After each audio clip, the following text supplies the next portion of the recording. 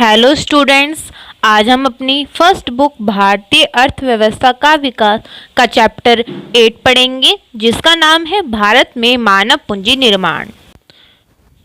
Students, इस chapter में हम डिस्कस करेंगे कि मानव पूंजी निर्माण तथा मानव पूंजी क्या है, मानव पूंजी निर्माण के निर्धारक तत्व कौन कौन से हैं, मानव पूंजी निर्माण की भूमिका क्या होती है, भारत में मानव पूंजी निर्माण की क्या क्या समस्याएं हैं और शिक्षा मानव संसाधन विकास का एक आवश्यक तत्व किस प्रकार है।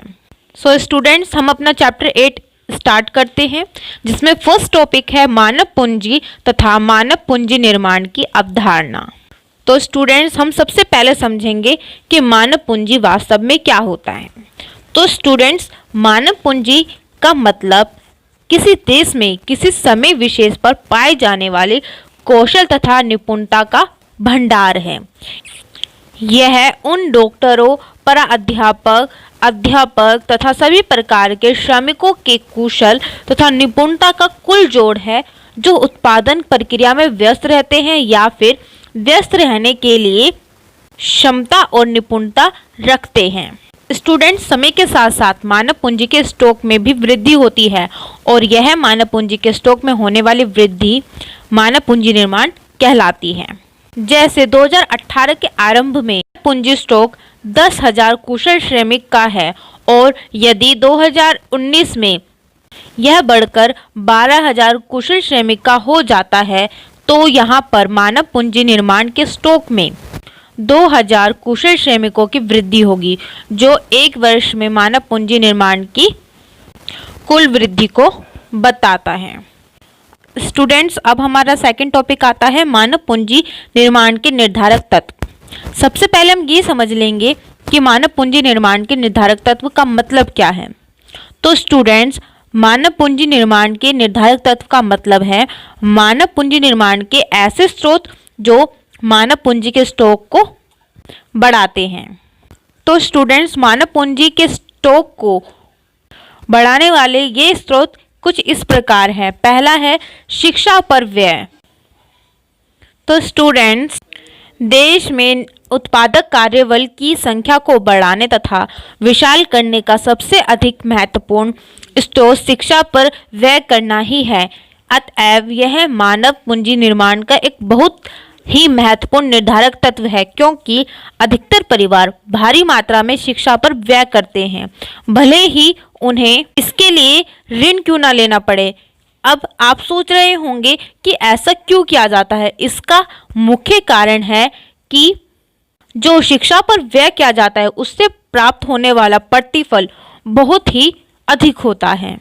यही कारण है कि शिक्षा पर अधिक व्यय किया जाता है और शिक्षा पर व्यय करने वाला व्यक्ति जीवन की लंबी अवधि तक अच्छी कमाई करता है। अब हमारा मानव पूंजी निर्माण का दूसरा निर्धारक तत्व आता है स्वास्थ्य पर व्यय। स्टूडेंट्स, आपने ये कहावत तो पहले भी सुनी होगी, स्वस्थ शरीर में स्वस्थ बुद्धि रहती है। इसीलिए स्वास्थ्य पर किया गया व्यय एक व्यक्ति को अधिक कार्यकुशल तथा अधिक उत्पादनकारी बनाता है तथा एक बीमार व्यक्ति की तुलना में एक स्वस्थ व्यक्ति राष्ट्र के सकल घरेलू उत्पाद में अधिक वृद्धि कर सकता है। अतः स्वास्थ्य पर किया जाने वाला व्यय मानव पूंजी निर्माण का एक दूसरा महत्वपूर्ण निर्धारक तत्व है। अब हमारा तीसरा निर्धारक तत्व आता है नौकरी के दौरान प्रशिक्षण। स्टूडेंट्स, नौकरी के दौरान प्रशिक्षण श्रमिकों को अपने विशिष्ट कौशल को और अधिक तीव्र करने में सहायता देता है, जिससे उनकी कार्यकुशलता या उत्पादकता के स्तर में काफ़ी ज़्यादा वृद्धि होती है। इसलिए अधिकतर फर्म सदैव नौकरी के दौरान प्रशिक्षण कार्यक्रम को पूरा करने के लिए हमेशा तत्पर रहती हैं। अब हमारा चौथा निर्धारक तत्व आता है वयस्कों के लिए अध्ययन कार्यक्रम। स्टूडेंट्स, प्राथमिक, माध्यमिक तथा विश्वविद्यालयों के स्तर की औपचारिक शिक्षा के अलावा सरकारी तथा गैर सरकारी संगठन वयस्कों के लिए अध्ययन कार्यक्रम संगठित करते हैं, जिससे उन्हें उनके कार्य क्षेत्र में अधिक निपुण बनाया जाता है, ताकि उनकी उत्पादकता में वृद्धि हो और मानव पूंजी का निर्माण भी अधिक हो सके। अब हमारा पांचवा निर्धारक तत्व आता है स्थानांतरण। स्टूडेंट्स, स्थानांतरण मानव पूंजी निर्माण में बहुत ज़्यादा योगदान देता है क्योंकि यह लोगों के निष्कर्षीय कौशल के प्रयोग में सहायक होता है तथा उनके कौशल का पूर्ण प्रयोग करने में भी सहायता प्रदान करता है। किंतु स्थानांतरण पर कुछ खर्च आता है, जैसे एक स्थान से दूसरे स्थान पर जाने के लिए परिवहन लागत, विभिन्न प्रकार के सामाजिक वातावरण में जीवन निर्वाह की लागत। किंतु इनके बावजूद भी लोग स्थानांतरण ही पसंद करते हैं क्योंकि स्थानांतरण की लागत की तुलना में स्थानांतरण के लाभ काफ़ी अधिक होते हैं। अब हमारा छठा निर्धारक तत्व आता है सूचना पर व्यय। स्टूडेंट्स, नौकरी के स्थानों तथा विशिष्ट कौशल प्रदान करने वाले शैक्षणिक संस्थाओं से संबंधित सूचना कौशल निर्माण का एक महत्वपूर्ण निर्धारक तत्व है क्योंकि यह लोगों को अपने उत्पादक संभाव्य का पूर्ण उपयोग करने में सक्षम बनाता है, जिसके कारण सूचना पर होने वाला व्यय भी मानव पूंजी निर्माण का एक आवश्यक निर्धारक तत्व बन जाता है। स्टूडेंट्स, चैप्टर 8 के बाकी टॉपिक्स हम नेक्स्ट वीडियो में कंटिन्यू करेंगे।